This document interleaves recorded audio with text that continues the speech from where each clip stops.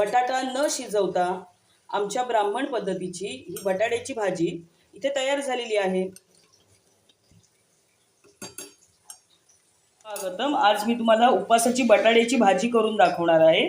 त्यासाठी लागणारा आपण साहित्य बघूया। इथे मी बटाट्याच्या काचरे चिरून घेतलेत। हे 7-8 बटाटे आहेत। जिरा आहे। इथे मी ऑलरेडी तूप गरम करायला ठेवलेलं आहे। तेल नाही, तूप घातलंय।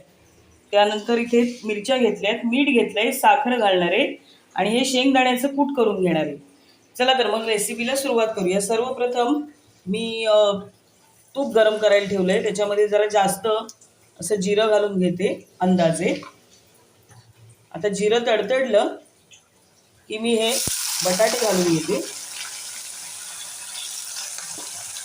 आता बटाटे झाले, यानंतर मिरच्या घालून घेते। आपण तिखट खूप कमी खातो, त्यामुळे मी मिरच्या अशा वरनं घातल्यात आणि या तिखटच आहेत। आता हे छान असं परतून मग ह्याच्यावर झाकण ठेवायचं आणि बटाटा चांगला शिजून द्यायचा। ही झटपट होणारी उपासाची भाजी आहे। बटाटा न शिजवता अशी भाजी तुम्ही करू शकता। आता झाकण ठेवते।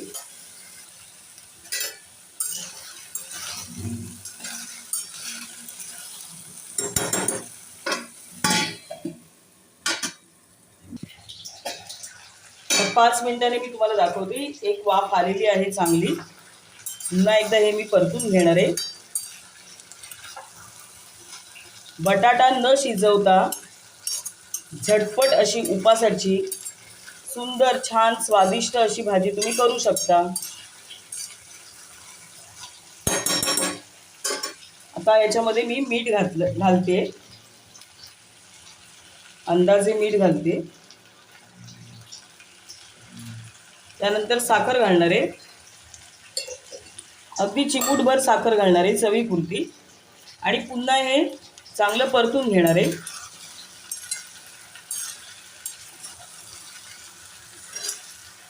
हे बघा असं, जेणेकरून आपण घातलेले जिन्नस सर्व भाजीला लागतील।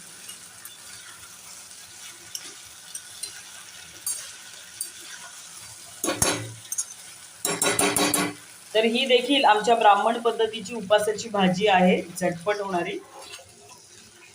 तर आता बघू शकता तुम्ही, बटाटा चांगला शिजलेला आहे। हे बघा अशा प्रकारे मी चेक करते।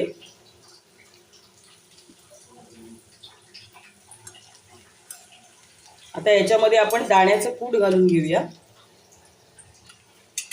हे मी जरा जास्त घालणार आहे, मोजलेलं नाहीये आणि हे चांगलं परतून पुन्हा एकदा एक वाफ देणार आहे। तर बटाटा न शिजवता आमच्या ब्राह्मण पद्धतीची ही बटाट्याची भाजी इथे तयार झालेली आहे।